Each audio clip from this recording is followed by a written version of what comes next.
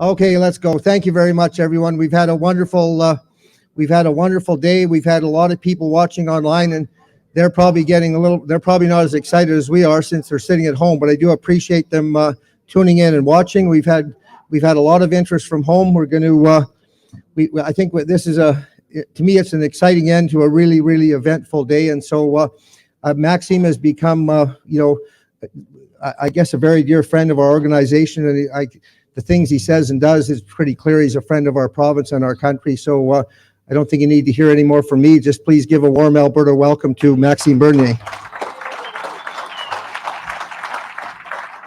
Thanks. Thank you. Thanks. Thank you. Everything's okay with a little bit more. A little bit more. So, Danny, can you listen to me?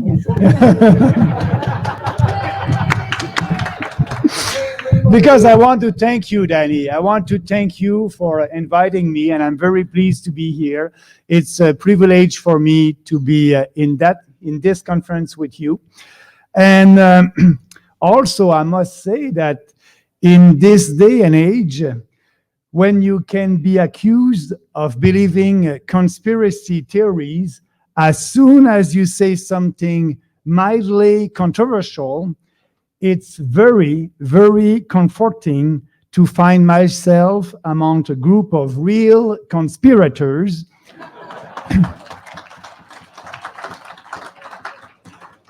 people who are actually plotting against Ottawa. So, the last time I was with you at this conference, I think it was more than a year ago, I talked about Quebec's expensive and ultimately futile flirt with separatism between the 1960s and the 1990s. I argue that Albertans should not follow Quebec's example, that you would waste your energy, you will waste your time with probably similar results. Obviously, many of you have not been following my advice. So, I've been talking with some of our own former PPC candidates here in Alberta who joined the provincial Walrose Independence Party. They have legitimate arguments for supporting secession. I understand their concerns and motivation. But I think we can all agree on one thing: Canada is becoming more and more dysfunctional every year.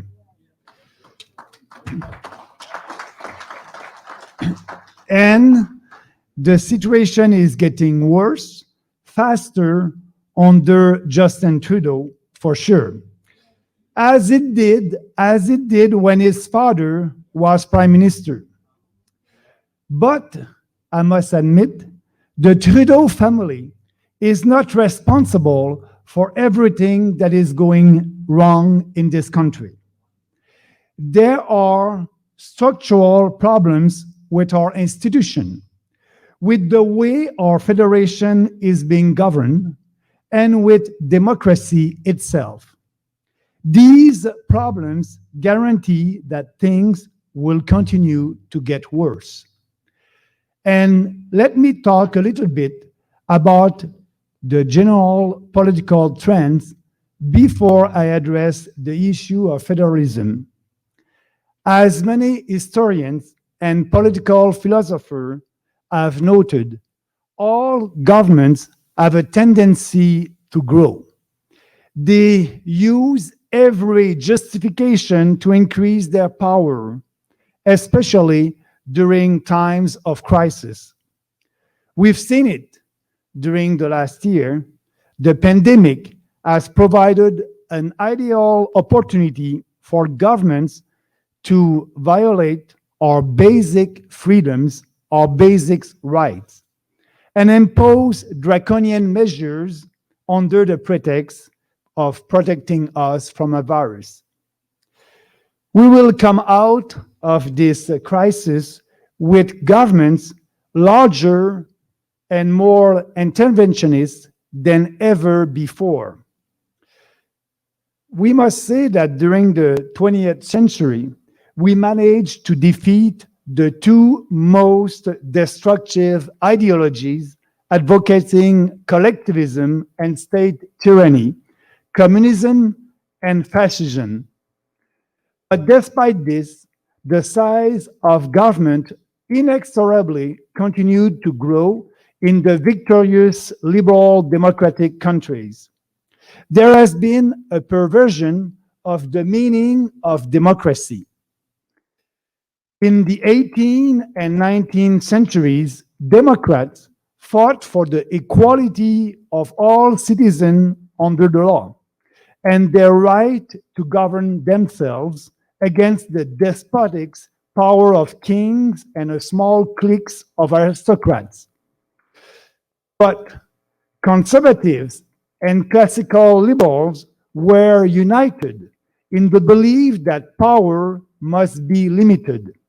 They adopted constitutions that clearly outlined the powers of governments and the rights and freedoms of citizens that could not be violated.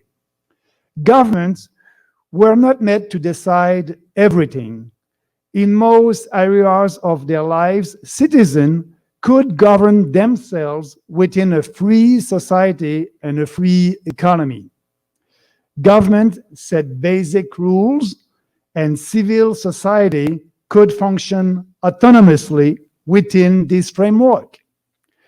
And if you read the essays and speeches of that time, you clearly see that they were afraid that democracy could degenerate into a tyranny of the majority. Unfortunately, that's where we are heading. It's not even technically a tyranny of the majority. It's the tyranny of a large enough minority to keep control of the levels of power. Justin Trudeau has been acting exactly like some banana republic dictator, even though he has a minority government. More and more democracy means whatever a government can get away with. If a government adopts a policy that is approved or not disapproved by enough people to get elected or re-elected, then it is considered democratic. Even if that policy contradicts the Constitution, the rule of law, parliamentary precedent, the formal equality of all citizens, and basic rights and freedoms. We now have government by polling. That's why governments have huge communications budget, or we should say huge propaganda budgets. In other words, it's their way to manipulate the public opinion and manufacture the minimal democratic legitimacy that they need. We are losing, yes, we are losing our basic rights and freedoms at a rapid pace. Our governments are becoming tyrannical. Identity politics is dividing us into warring tribes. The universality and the universal idea of classical liberal values that underpin Western civilizations are fast eroding. And we have competitors like China who have no use for these values. Their military and economic might are rapidly rising. I believe, and that's very important in our discussion today, I believe that confronting these trends is the biggest challenge of our time. I know that I'm here today to discuss federalism in Canada and not these fundamental issues, but I don't think we can understand our national unity problems unless we put it in a bigger and larger perspective. In a federation, the growth of government means the growth of all levels of government. And we have that right now here in Canada. Provincial governments are bigger and more interventionist than ever, but it also means increasingly centralization in the national government, regardless of what the Constitution says about the division of powers. The objective of our Constitution, the objective of the 1867 Act was not to subordinate provincial governments to a central authority, but rather to have sovereign provinces within the limits of their powers, dealing with local matters that directly affected their citizens, and a sovereign federal government within the limits of its own power, dealing with matters of national interest. And you know that Ottawa took on more responsibilities throughout the 20th century, like every other developed country. But until the 1970s, we still had a relatively modest government, just like the United States.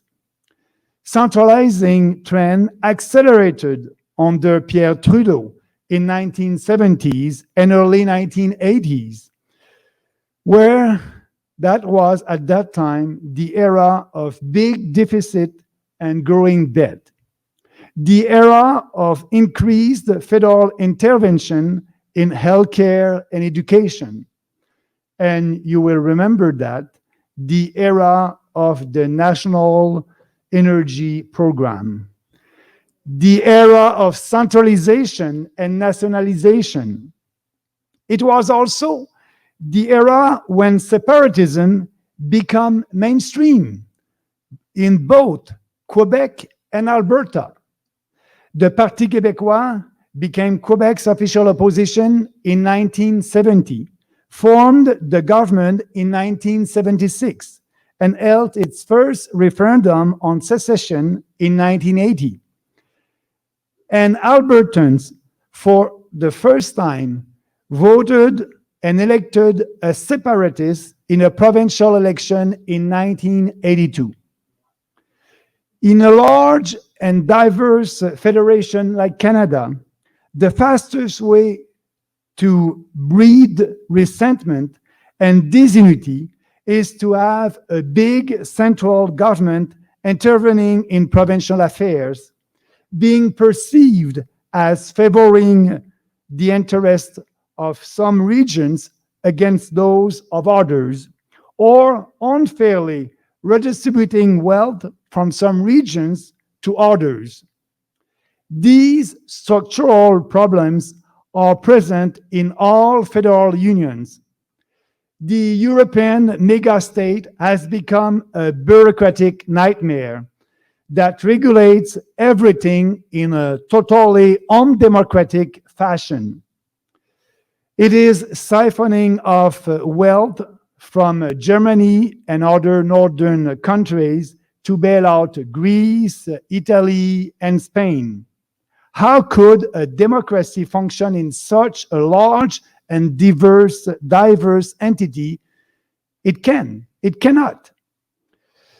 The country that has always been most skeptical of the European project, the UK, recently left it. And good for them. I would not bet on the European Union surviving many more years, many more decades in its present form. Even in the US, there is renewed discussion of the benefits of secessionism. The country is so divided between the blue and the red states, there is such polarization between the right and the left that some say it would be better if it split into at least two countries. And there too, Washington has for decades been growing and intervening more and more in people's lives, despite what the Constitution says. Not only is Washington getting bigger, but the power is always increasing and concentrated in the office of the president. What we have in Ottawa, Washington, Brussels are not federal governments anymore. They are imperial governments.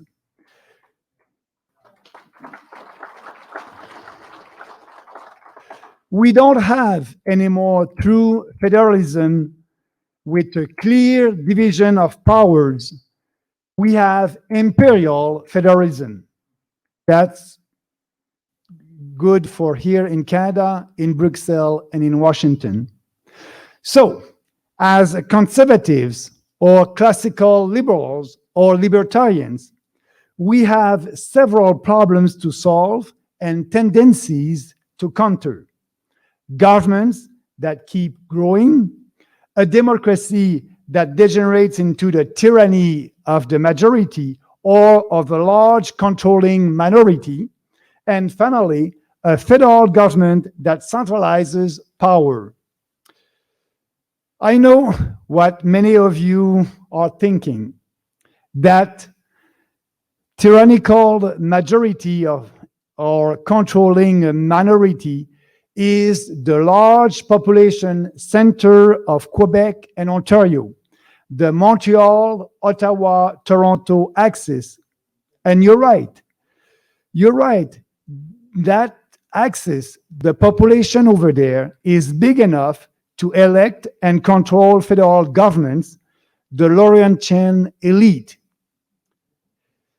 Because of our population is unevenly distributed across our country and concentrated in this area, a federal government mostly needs to appeal to the voters there and ignore the other regions of the country where it has little support, like Alberta.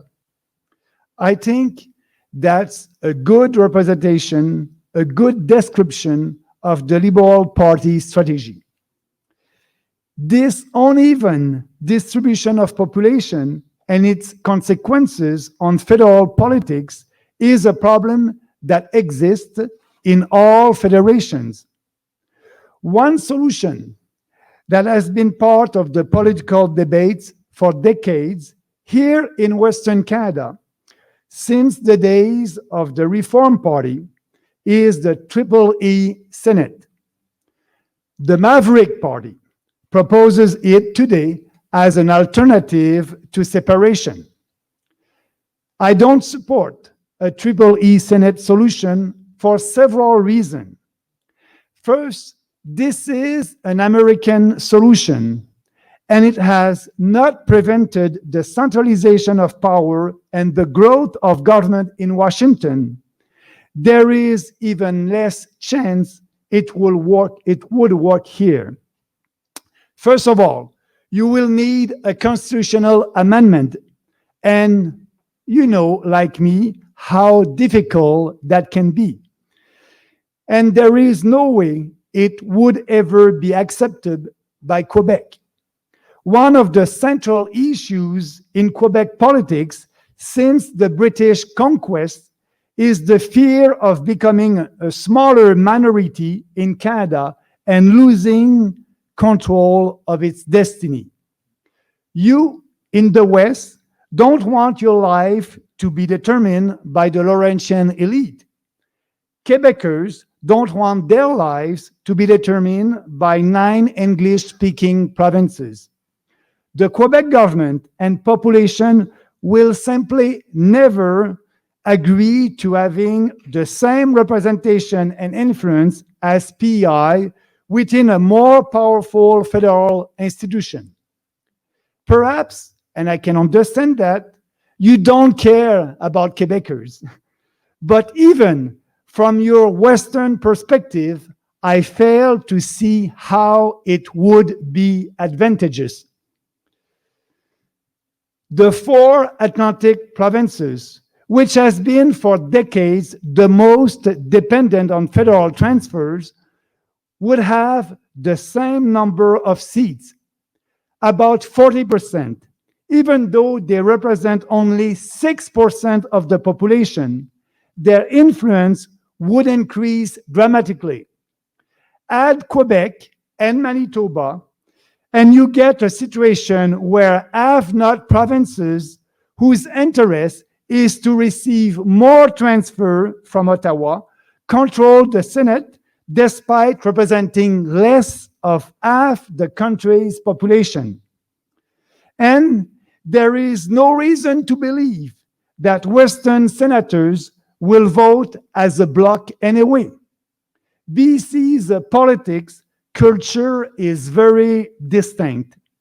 Even here in Alberta, you had an NDP government not long ago, which has the exact same vision of big government that you find in the East.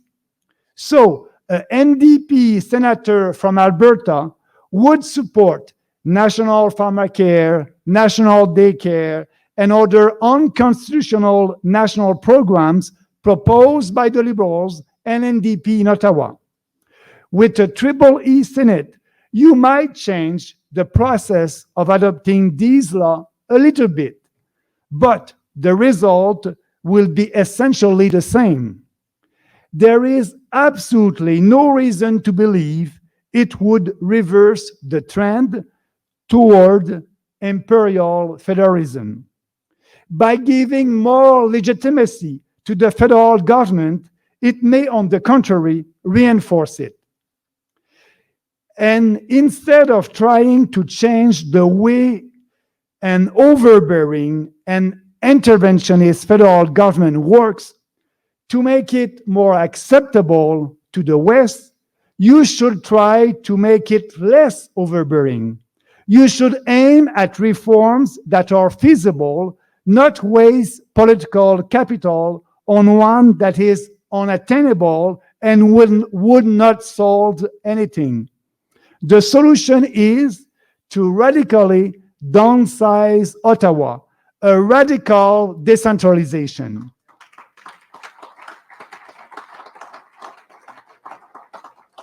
Most of what's wrong in this country today originate from Ottawa. We have a huge country with very diverse regional cultures. Instead of having one-size-fits-all policies imposed by Ottawa, we should have autonomous provincial government that answer the needs and the wishes of their citizens. Ottawa should only take care of national and international issues on which we have common interests. The rest should be left to the provinces. And I'll be very concrete. This means all federal intrusions in provincial jurisdictions such as healthcare, education, housing, local infrastructures should end. Ottawa should transfer tax points instead of conditional grants for healthcare so that provinces are financially autonomous and don't depend on Ottawa anymore. We should allow provinces to take over management of programs such as provincial police, pensions, manpower training, or immigration selection, like Quebec did. Provinces must be responsible for their success and also failures of their own policies. And of course, we should reduce and reform the equalization program to put an end to the culture of dependency and encourage provinces to adopt policies that favor economic growth.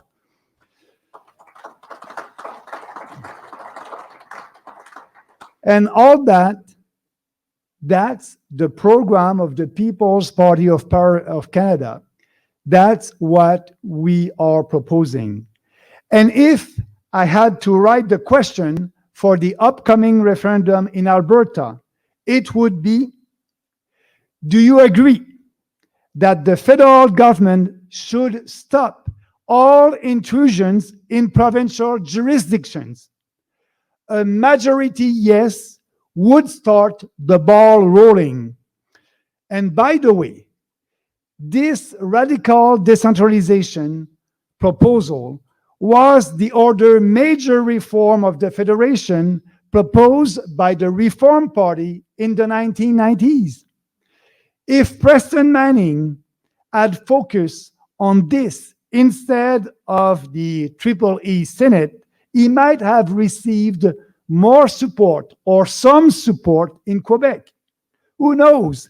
If Preston Manning had taken this road, perhaps he would not have felt the need to merge the Canadian Alliance with the progressive Conservatives to get more votes in the East. And in doing so, bring the Red Tories back to life. Just think about that. And I think it's an important part. Not that in their recent book, Moment of Truth, How to Think About Alberta's Future, Jack Mead, Ted Merton, and Tom Flanagan, and Tom is with us today, discuss three options for Alberta. It's not coming from the Quebecers. It's coming from Tom and the other author. So the first one is institutional reforms, including the Triple E Senate, to give it more influence in Ottawa. The second one, more autonomy. And the third one, separation. They reject separation. Their preferred choice is institutional reform, but they agree that this is not possible at this time, and so propose autonomy instead. I share the same conclusion as these three distinguished defenders of Western interests. And maybe that's why I think people are calling me the Albertan from Quebec.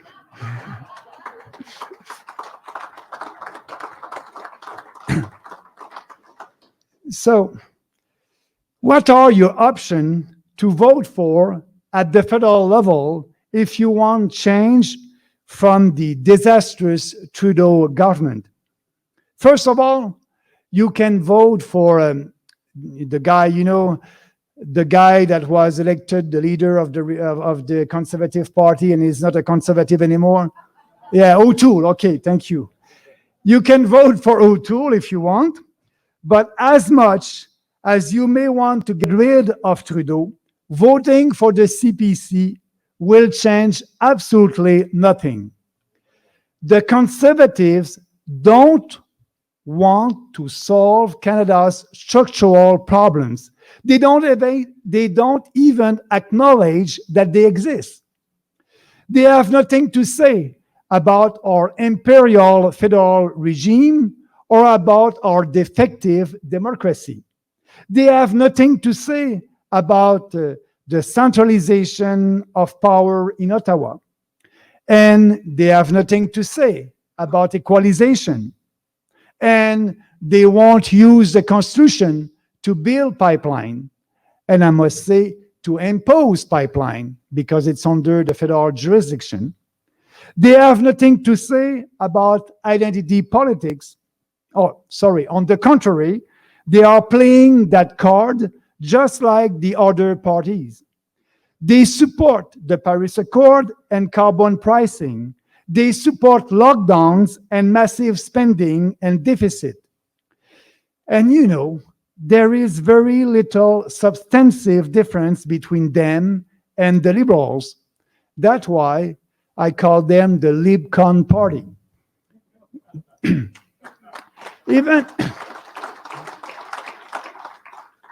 Even if by some miracle they won the election, they would have no mandate for change They are prisoners of that system, and they would inevitably govern from the center left, not as true conservatives to get reelected. The conservatives will not defend your interest. Aaron O'Toole is not the leader of the official opposition. He is the leader of the opposition to conservatism. That's why he expelled my friend Derek from the party.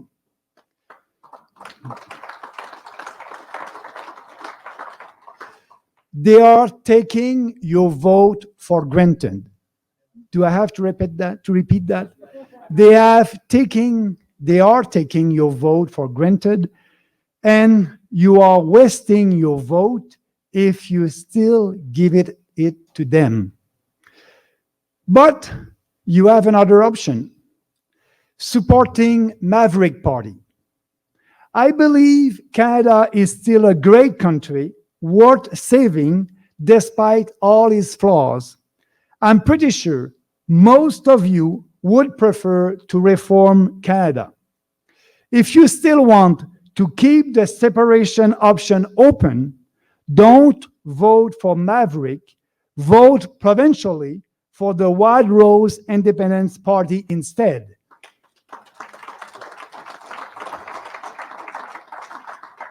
Because we know that separation can only happen with a provincial government holding a referendum. The Maverick Party said that they want to be like the Bloc Québécois. So I can say a lot of things about the Bloc Québécois. So the Bloc Québécois has never done anything relevant for Quebec. It has done nothing to bring more autonomy to the province and make the separatist project stronger.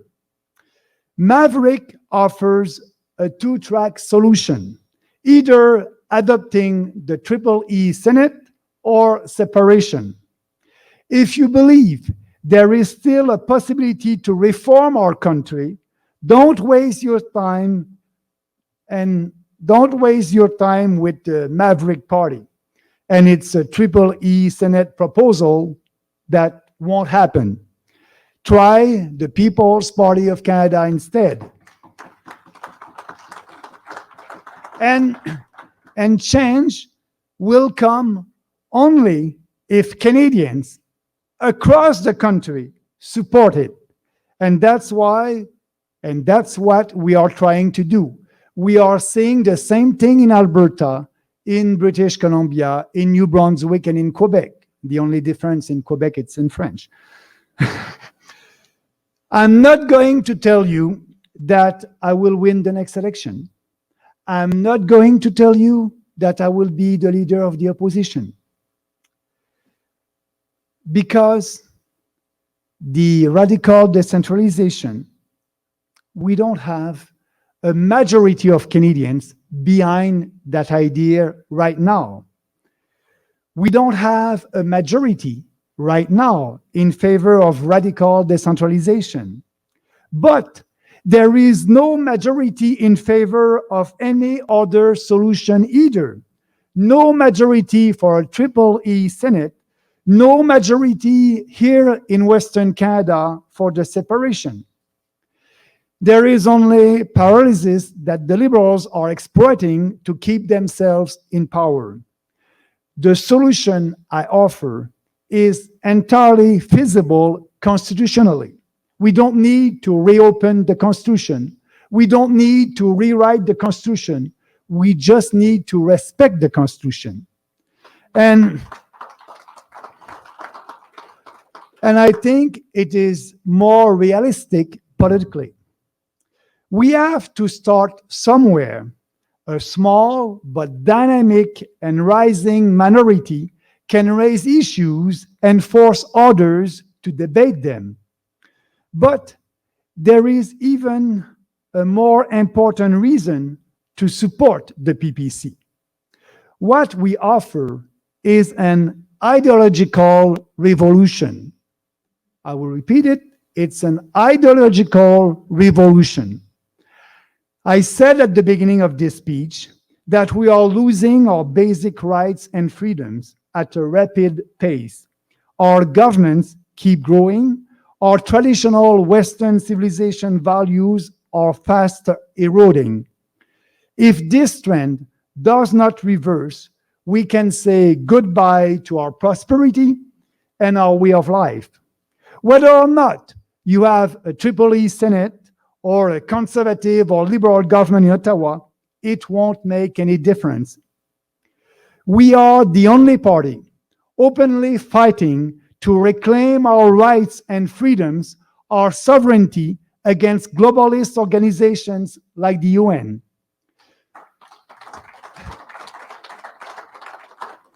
The only party openly fighting to restore our institution and our federation as they were conceived. The only party fighting for true conservative values of freedom, responsibility, respect, and fairness. Everybody else is moving left or far left, including the Conservative Party. All the other parties want to drive us into a wall at different speeds. I just want to stop the car and change direction.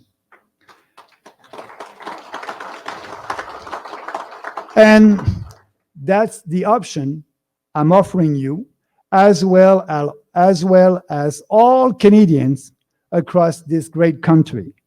And I hope you will consider it. Thank you. Merci.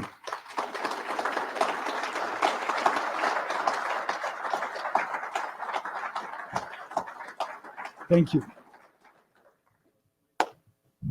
I hope they consider it too. And so thank you very much. Tonight we're going to have, last year we had a really interesting question and answer, I guess, moderated by Andrew Lawton, and he's offered to do it again. This time I gave him 10 minutes notice instead of 5 minutes notice, so I'm getting soft in my old age. But in any event, we're going to have Andrew moderate a question and answer with Derek Sloan and Maxime.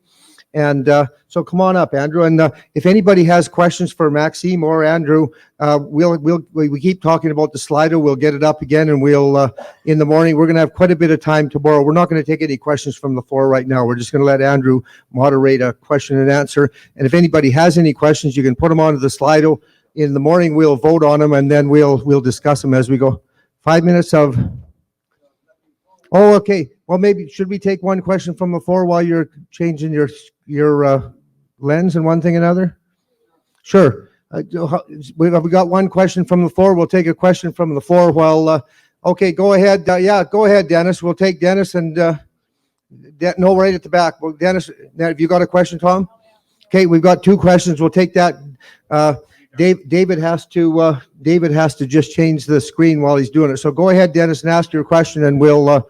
I don't know if the people at home are going to be missing this or what, but in any event. Sure, okay. Go ahead, Dennis. Oh, they can hear it. They just can't see it. So, Dennis, you and I, we're made for radio. So go ahead. Okay, thanks. Can everybody hear me? Yeah, speaking right into the mic. So Maxime, and just a little bit of history before I pose this question to you. Okay, so historically, no federal government has ever protected Alberta's interests or assured Alberta's future prosperity. Similarly, no provincial government has either, although they've tried many times. So if we go back to prior to 1980, think of what was going on then. You mentioned the Quebec secession movement that was taking place. I was in Montreal at the time. So think about what was happening as well. Alberta was booming. There was a massive demographic shift that was coming to Alberta. Alberta was becoming the economic capital of Canada. All 5 major banks were moving their head offices to Calgary, and one did, CIBC, okay? So no matter what you think of Trudeau and Marc Lalonde at the time, and Bay Street in Montreal, they came up with a brilliant plan to prevent Alberta from ever rising again. And what that plan plan was, the national energy policy. But despite that, Alberta did rise again. But here we are now. We see the future being projected by Trudeau with respect to ending our dependency on oil and gas. Dennis, it's not comment I and know. answer, it's question and answer. I But know anyway, it go is. ahead, yes. I know, but I had to set the Okay, stage okay, for this. fair enough. I had to set the stage for this. Okay, so now we know what Trudeau has in mind. Tell us all how you think Ottawa, Montreal, Quebec and Ontario, sorry, and Ottawa, how do you think that they're going to take this devolution of power to the provinces? It's never going to happen. It's pie in the sky. I absolutely don't believe it. Prove to us that you can make that happen, because I don't see the Constitution changing one bit. Thank you. Yeah. Can you bring the mic up to Maxime? And then, Tom, I think we're going to have to take your question next time. I think you're ready to go, David, once this is answered, are you? Yes, okay. Go ahead, Maxime, and then we'll turn this over to Andrew. Yeah, so I'll be fast. I'm with you about the Constitution. You know, it's very difficult to change the Constitution. It would be very difficult. That's why a radical decentralization, it's in line with the Constitution. So when you're a politician and at the provincial or federal level, you like to have power. You like to be able to decide what you can do. So in Quebec right now, it's very popular that radical decentralization, Quebec wants more power coming from the federal government. You know, in healthcare, for example, why, the federal government will transfer $40 billion to provinces for healthcare? It's a provincial jurisdiction. What the federal must do is give the GST to provinces and lower the taxes at the federal level and give that to provinces. I think if you have a deal with that, every province will say, yes, I want to take that money, and they won't depend on Ottawa anymore. But we need you. Like Quebec, when we had the opposition with the PQ in 1970, and after that in 1976, when the PQ became the government, everybody in Canada were looking at Quebec. Oh my God, that's serious. They can leave the country. We don't want that. So we need you. Help me to help you. So if you're serious and you're fed up with what happened in this country and what Ottawa is doing to you, be serious at the provincial level and vote for what you want and vote for what you believe. Vote for a government that will give you more power. It's easy to have a police force from here in Alberta. You don't have to ask the federal government. You don't have to ask the federal government to have a pension plan. You can do it. They did it in Quebec. There's a lot of way to have more autonomy without asking the federal government. The police being in charge of immigration. Why not? We have that in Quebec. I don't see the federal government to say no to that. They're giving that to Quebec. So you have a lot of jurisdiction that you can take, but you don't do that. So be serious at the provincial level. That's why I'm saying the independents won't come at the federal level. The Bloc Québécois did nothing for that. But the PQ did a lot of things. When we had the PQ, we tried to have more power, and we have a little bit more at that. We had a little bit more at that time. But be serious at the provincial level. I can tell you, when I'm saying that in French in Quebec, people, are you serious, Bernie? There's a Western alienation? What's that? They don't speak about that in the news in Quebec or outside Alberta. Western alienation, what's that? They don't speak about that. You need to do your work at the provincial level and be serious about it. I don't want to be the only one to speak about that. But it can work. It's the only solution that can work without constitutional changes. And I think, if you put all these questions on the ballot in the coming referendum, you'll have a power. You'll have a power. You'll be able to say to the federal and other provinces, Quebec will be with you. You can have an ally in Quebec. The more power you'll have, the better it will be for Quebec. So you have an ally in Quebec. And not only Quebec, but other provinces that can follow also. So be serious. And, the Liberal government in the 1980s in Quebec at the provincial level, the Mr. Bourassa was saying, I put the knife under your throat. That was the knife, the strategy of the knife under your throat. Do the same. Your knife is a referendum here in Alberta, and you're going to win that referendum. That will help me as a federal politician to give you what you want. Thank you. We'll now go to, all right, there we go. I'll now go to Derek. You want to weigh in on that question? I probably couldn't say it better myself, other than to say that I agree with focusing these types of activities at the provincial level. And then if there's a federal party that meets your expectations for what Canada should look like, then vote for that federally. But I think to focus your reforms at the provincial level is what you need to do. And exactly what he said is some things I've said on tour. If you have a province that's willing and able to bargain hard, it gives a federal politician, the excuse or the opportunity to move in that direction. So. Both of you have touched on this in your remarks and other things you've been doing. You've been in the position where you haven't just woken up one day and decided to be an outsider. You've actually been insiders, and I don't mean that in a derogatory way. Both of you sought the leadership of the Conservative Party of Canada. Both of you left the Conservative Party of Canada, one by choice, one not by choice. There are still a lot of people that are uncomfortable with that idea of starting from zero, people that are really married to wanting to work from within and change from within. Is there a chance at all that that could happen? And what would need to happen within these party institutions for someone to be able to affect the type of change that you both want to see within existing parties? I think it's not impossible, but kind of almost, or at least it would take more time than starting from scratch would, I believe, because the type of reform that needs to happen is almost at the EDA level, almost in every riding. And there's also a whole attachment of sort of, I don't know if the swamp is the right word, but whatever the Canadian version of that is, of these. Yes. So, this attachment of, consultants and revolving door types that always seem to be giving advice at the top, no matter who the leader is. And there's just a wholesale reformation that needs to happen.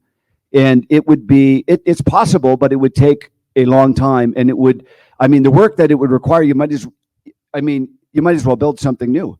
And listen, all the power to someone who is wanting to do that. And to a degree, I am doing that to a degree, but I believe that the process of turnover is almost complete, and you'd be in the process of building something new anyways. So I do think that time is of essence here, and it's possible, but very challenging. Thank you. Maxime. Well, like I said, when I left the party, I said, this party is morally and intellectually corrupt. And I show you that in that speech. The only way, and I can understand them a little bit, the only way to be in government is to please Quebec and Ontario. And doing that, they're leftists. And they don't want to speak about the real issues. So that's why you won't have that debate, because the goal of the Conservative Party of Canada is to be in power. And they don't want this debate. So if you vote for the PPC, at least we'll be there and we'll push these ideas that we need to have a debate. So for me, the Conservative Party of Canada will be in the opposition for a long time. And the establishment of the party are doing politics by polling. And they understand our democracy, and they use what they can. You will have more member of parliament coming from the GTA than in Alberta. So they want to be in government. So they're doing everything to be in government, and doing that, they're not conservative anymore. So the answer is no for me. That's the end of a real Conservative Party. I wanted to take this next question to a point where you actually had addressed in your speech earlier, Maxime, and that is that you're not pretending that you're going to have a PPC majority government in the next election. And Derek, we know that independents have an uphill battle getting elected. It's possible, but it's difficult. If this is a long game, something that will take years or even decades, what do you say to the people that are hurting now? To the people across Canada, people in the West that are getting gouged, they don't have job security, they're fed up of lockdowns, that long 10, 20-year battle, a lot of people don't think there's time for it. But it would be shorter if they vote for us. That's the name of the game. And if we grow from 1.6% to 4 or 5%, and having 2 or 3 or 5 candidates elected, we're gonna change the debate. We need to change the debate. We need to speak about the real issues, and we don't do that right now. So the more support we'll have, the easier it will be, and you won't have to wait 20 years. How do you, as an independent voice, affect that change? Well, just to not answer your question entirely, as politicians do from time to time. Comes with the territory. I should be very clear that there's many good people in the Conservative Party. Many, well, and listen, at all levels, but primarily leaning on the membership side, and really, we're coming to a time where there's more disaffection amongst the base, really, than at any time that I've ever seen, and it's increasing, and that disaffection. And movements like this will coalesce under a banner, maybe this or maybe some future arrangement of things. And that movement there is a patriotism movement rising now in Canada, and it will coalesce, hopefully soon. And that is what needs to happen. So, and there needs to be a national federal movement where these patriots coalesce under. Which is, yeah. And if I may add something about the last campaign, I was here in Alberta, and people were telling me, "Oh, Maxime, I like your idea. I don't like your accent. You're coming from Quebec, but it's okay. You have the best ideas, but I don't want to split the vote. Split the vote." Now, who's splitting the vote? Aaron O'Toole is splitting the Liberal votes. That is goal. So we are the only real conservative party in this country. And if you think that voting for the PPC in Alberta, you will help Justin Trudeau, I don't believe that. Do you really believe that Justin Trudeau will be able to have one member of parliament coming from Alberta? Do you really believe it, instead of having 75% of the votes, that's about what you're giving to the conservative candidates, 60, 75%. Do you believe it go down by 50%? That will change something? No. That will be important for us. You can vote for the PPC. You can vote for your values. Don't vote against something. Vote for something. And maybe you'll be able to elect 1 or 2 candidates from the PPC. Maybe not. If not, the Conservative, instead of having 70% of the vote in a riding, they will go down to 60%. So what? Can I just chime in a little bit? There's actually a couple of good Conservatives that I respect in this room. I won't point them out for their own benefit, maybe, but there are good Conservatives. But losses can be as instructive as victories. And frankly, no offense to the Conservatives that are here, but if this current iteration of the party was demolished at the polls, that could be as positive as anything else, as eking out some gains or even a minority, in the sense of settling, I would hope, for once and for all, that playing it safe and doing everything in your power to avoid controversy is a failing strategy. But so that is just to say, don't worry about the splitting the vote thing. You vote on your values, and it sends a message one way or another. And a loss can be as positive for this movement as a gain.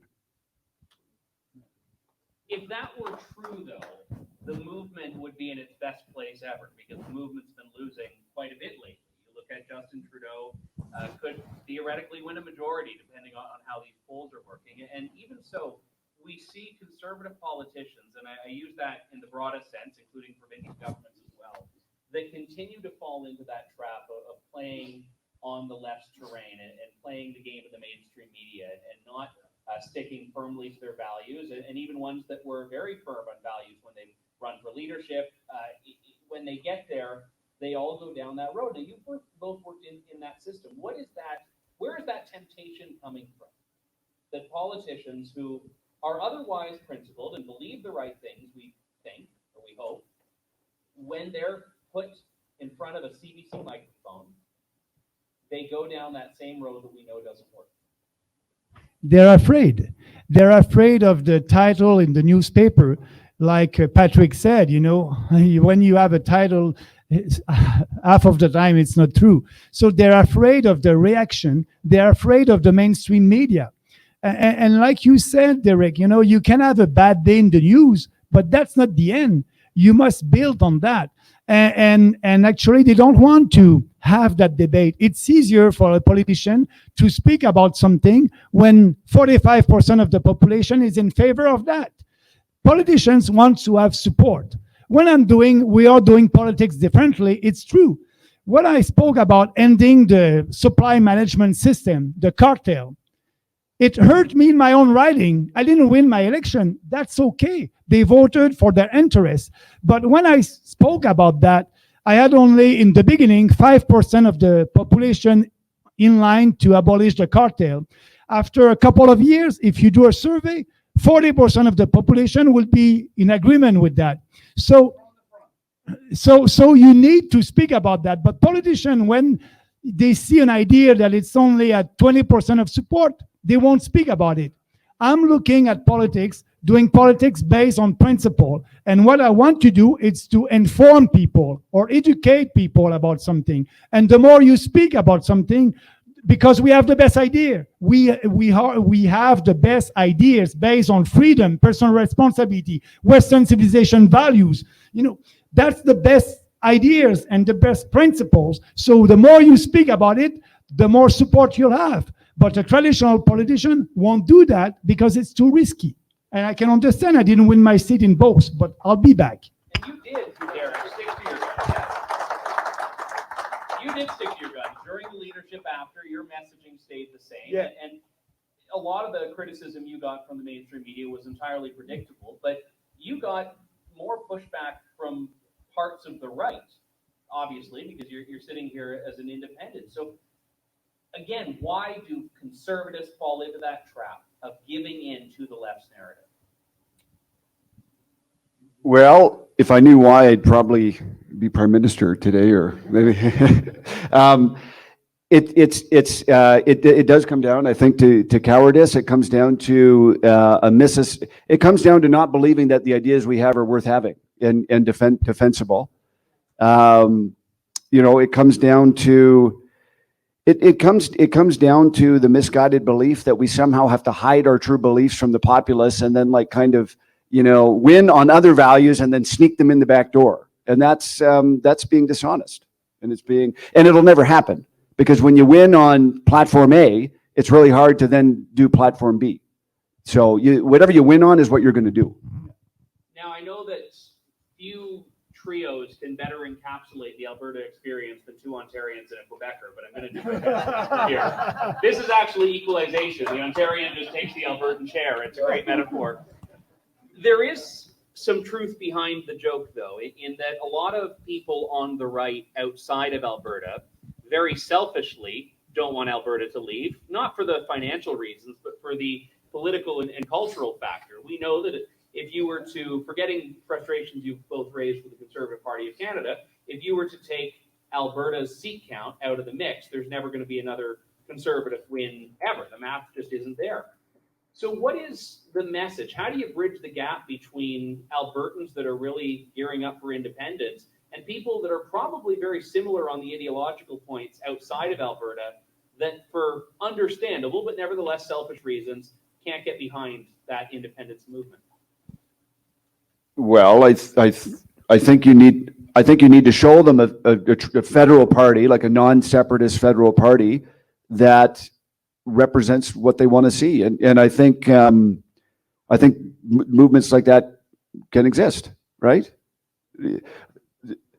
Well, Yeah, no, I agree, and I think I might not have been as clear there. I guess the point is that on a lot of the key issues, the people that are backing this, the people that are watching this, care about a lot of the issues that Ontario Conservatives, Quebec Conservatives, BC Conservatives care about. And there's that divide, though, because a lot of the Alberta independence people that I talk to, their goal is Alberta independence, and they see that as being the way to get to those values. So there's not necessarily unity between us, even if we all agree on the same fundamental things. If I may answer, I believe in this country, and I'm 100% behind the independentist movement in Alberta. Why? Because it is helping us who believe in conservative values. Canada needs to take you seriously, and they don't right now. They don't. So if you vote, when you elected one independentist in 1982, people were looking at you. Oh my God, something happened there. Now, I want in Alberta to be, because if you want to be independent, first, you'll need to elect an independentist government. You'll need to do a referendum. That will take time. And in that time, what I want Quebecers to come in Alberta full in a plane and trains, and like they did in Montreal, and telling you, please stay. Because if you do that, you're going to say, I will stay if you change that. So you need to put pressure on the rest of Canada. And if you're doing that, our ideas, it will be easier to sell our ideas outside the province. When I'm speaking about the equalization formula in Quebec, they understand why hydroelectricity, it's not part of the formula, and gas, oil and gas, it's part of the formula. Why? And I'm just saying that to Quebecers in French. Oh, I didn't know that. Yeah, that's why they're fed up. That's why it's unfair. Because we are a poor province because of that. And do you really believe, Quebecers, that we're poor? You're not insulted by that? And no, we're not a poor province. No, you're not. But you are when you look at the formula. So you need to have somebody that will explain that, but they don't want to do that. And that's what I like, to explain and speak about it. So it will help us. If you go ahead, full ahead with an independentist movement, it will help us to sell your ideas to keep you in this country.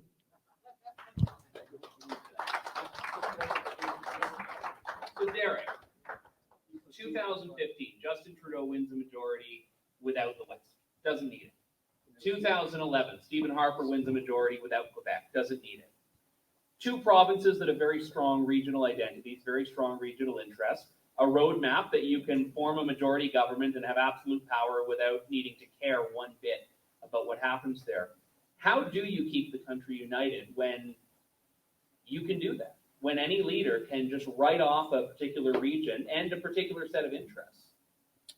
Well, you need to have a politician that can present a vision that actually does unite the country, that actually appeals to the people in the 905, in Toronto, in Quebec, and part of that vision that I was proposing in my leadership was to bring in the values aspect of things, because there's so many people who might vote Liberal or whatever, but they actually have a lot of similar values from a family values perspective that many Conservatives do, and that's a great doorway into those communities. So I think it's more than just that, but it's possible, I think, for a clever but also good politician to craft a narrative that actually does draw us together, and that's where our party has failed, and the Liberals, of course, have failed at that as well.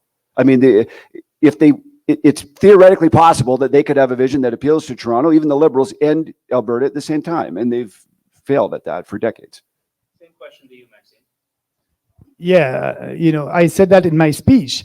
We have a dysfunctional federation because we don't do what the father of our constitution wants us to do. So it's dysfunctional. And you need to explain that to other Canadians. And at the same time, we need to put some pressure on politicians in Ottawa. And that's why I said, do what you think is good for Alberta, and Quebec will do what is good for Quebec. But you cannot have a united country if you always have a big fat government telling you what to do from Ottawa.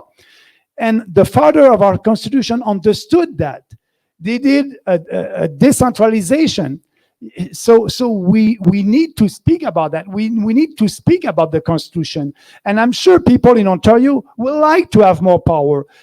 I think people are fed up to give 50% of their salary for healthcare and always putting more money when the solution is more competition, like in Europe, having a two system where you can have a uniform, universal insurance, and you can choose if you want to go to a private delivery of services or a public one. So you need to have this debate. I'm sure people in Ontario will like to have more autonomy. So that's the key.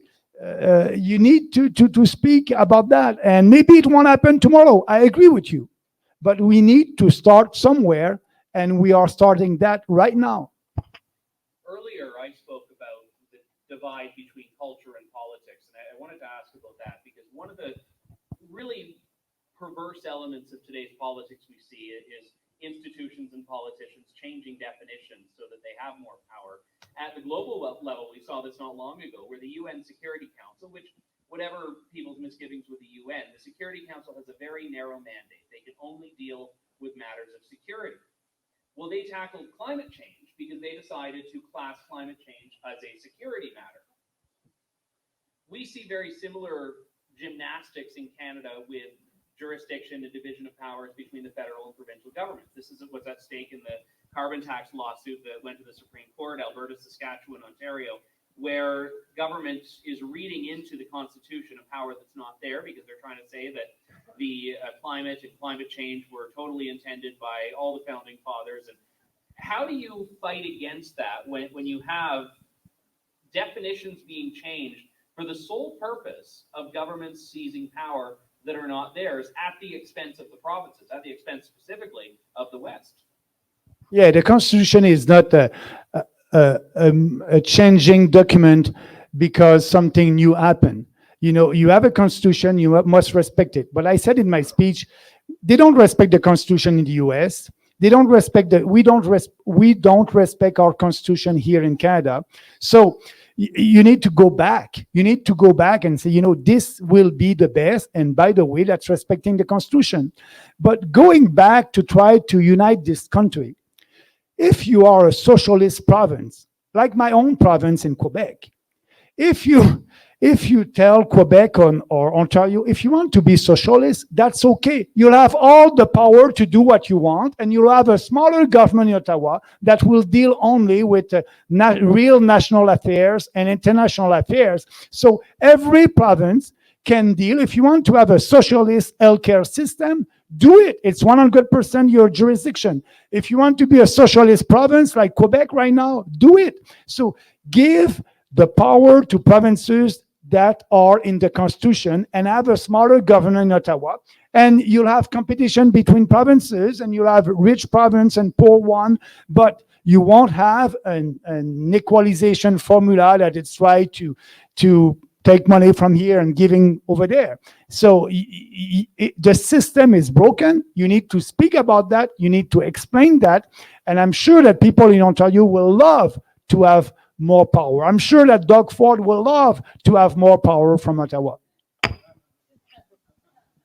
I mean, it comes down to awakening the populace, right? I mean, we're at a time where there's a tremendous amount of ignorance when it comes to many things, but particularly politics and what's going on. So that's why we need, politicians and people that are willing to speak the truth. And even when there's just a few of them, we could probably, count some of the more vocal ones on one hand in Canada. It makes a big difference, and they really do, open people's eyes. And now, if I may add, our biggest challenge right now is the media, the mainstream media. And I want to congratulate you and Drew for what you're doing with True North and Rebel News and all that. It's very difficult for Derek, yes. It's very difficult for Derek or myself to be in the mainstream media. The speech that I delivered tonight, I think it's something that Canadians must be able to hear, but it won't be in the news tomorrow. we'll have to promote that through social media. And at the same time, I don't know if I can be canceled on social media a day. That's our biggest challenge, our freedom, and it's dangerous. I'm scared about what can happen. Well, we're actually going to do reading in English and French of Dr. Seuss's greatest hits, so we'll all be canceled by the end of the night. You'll do the live translation, Maxime. But you actually made a really interesting point a couple of moments ago when you talked about a province wanting to be socialist, having that power. And I'm wondering why then independence has not been embraced by provinces that have a stronger NDP machine. British Columbia is a great example of this. Ontario has a relatively strong NDP government, in a lot of ways. Why are provinces that think they could outflank the federal government on the left not wanting to have more provincial power? Because they're not used to that. Because they Well, don't they know need money. They need money from the feds. Yeah, I think they not implicitly recognize. Yeah, you're right. They need money from the Fed, but the way to, Yeah, they don't want to be socialist with their own money. They want to be socialist with everyone watching's money from Alberta. Isn't that how it always is? Yeah, but the way to do that is to have a smaller government in Ottawa, cutting taxes and giving tax point, like I said. But you need to have a discussion about that, and we don't have that discussion. They don't want to start that discussion, except Quebec. Every time there's a new federal program, Quebec said, I'll take the money. I don't want that program. I'll take the money. I'll do my own. So if you have more provinces like that, the opting out option, you must do it. But also, that so-called spending power, the federal government is able to spend in exclusive provincial jurisdiction because of his so-called spending power. Spending power, that's not in the Constitution. Actually, in the Lake Meech Accord, Brian Mulroney put that in the Lake Meech Accord to be able to have that in the Constitution. They had a clause at that time saying the federal government has the right to spend money in exclusive provincial jurisdiction. The spending power does not exist. Every province must be able to raise money for their own responsibilities, and the federal must do the same thing. Now, the federal is spending money that we don't have and that our children won't have. It's irresponsible in provincial jurisdiction. So you need to have the debate like that. Danny, how are we on time? One more question, just a couple, 3 more minutes, and then we'll close it out. Okay, a couple, 3 more minutes. I'll try to do that math on the fly here. As we are then winding down in a couple, 3 minutes here, let me then ask about a little bit more of an optimistic note. Where do we go from here? Start with you, Derek. I'll pass to Max and then I'll circle back. How about that? Where do we go from here? I know you laid out some ideas in your speech, but anything you want to highlight? Yeah, what I want to say is, first of all, we can change things. Believe in yourself. I'm an optimist.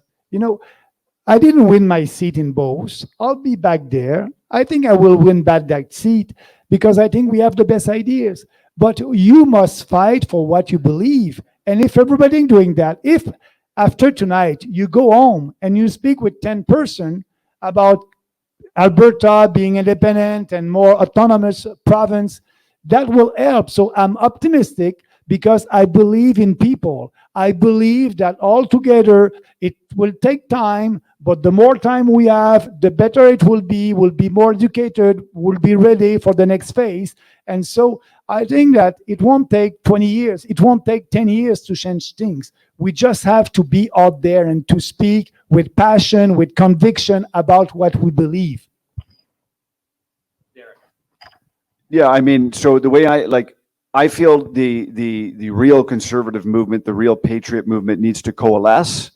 And it'd be great if there was sort of a merging of some of these different movements. I mean, I know that the Maverick movement has, an independence agenda, but they are seemingly a true conservative movement. It'd be nice if there was all of us on roughly the same page, kind of got on the same page and worked to carry out the vision federally that we have.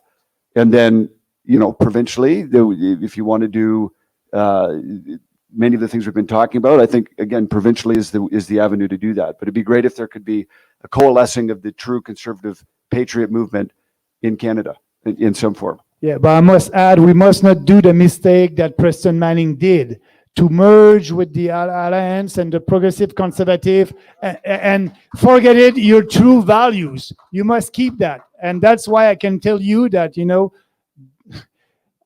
the PPC is there for the short, the middle, and the long term with the same real conservative values. We won't do any compromise with what we believe in.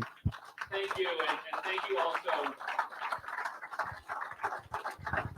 Thank you also, Maxime, for the kind words about the work of independent media. If I may end just on a very short anecdote here. As many of you know, in the 2019 election, I have burned into my mind forever the back of the Liberal campaign bus, because that's all I saw following it around the country for a couple of months, trying to cover the campaign and not being allowed in. And you know what? It was always a delight when I was used to just getting thrown out of everything by police. When I showed up once at a PPC event and they greeted me, it was like such a foreign experience, but they had arms open when Derek ran for the leadership, but never had an issue getting him on the line, and it was always very appreciated. So thank you both for your time today and for also being available to independent media, which, as we've discussed here, is a key to really advancing the ideas. So thank you, and we'll turn it back to our host with the most, Danny. Thank you. Thank you. Let's give him a big round of applause. Thank you. Thank you, Danny. Thank you. I'll take one mic and Good. thank you. I'll take two mics. Maybe I'll take all three. Thank you. Thank you. Okay. One big happy country. Well, thank you very much for everyone. Maxime, I really appreciate what you had to say about like stand up for yourselves. And I often disagree with Jason Kenney, but when he gets talking about separation, I certainly agreed with him when he said he's an unqualified patriot. Yes, when it comes to negotiating for that, he's quite unqualified, because quite frankly, it's not but it isn't even fair to our MPs. I think you'd agree with me, Maxime. I mean, if our MPs, Derek, you could tell us what would happen in caucus, but if our MPs from Alberta went down there and said, oh boy, some of our people are really unhappy, I mean, they would get thrown out of caucus and say, well, no, your premier said he's never leaving, so quit complaining. But if he would say, look, we're going to be leaving or else, well, then they could go down and they could bang on the caucus table and they could represent us. So, like, as much as some of my federal conservative friends are bugged by us, but if Jason Kenney would do his job and speak up for us, it would be a lot easier for them to do their job without losing their job. So, I mean, I think it's a complicated thing we've had here. But anyway, we've had a wonderful day. I'd just like to thank all the people that are at home who have been watching for bearing with us. And David, if you'd like to just turn off the camera, we'll say goodnight to the folks at home, and we'll see you at about 8:15 tomorrow morning. And then I have a message for the folks that have borne with us here this evening to just before we close down. But if you'll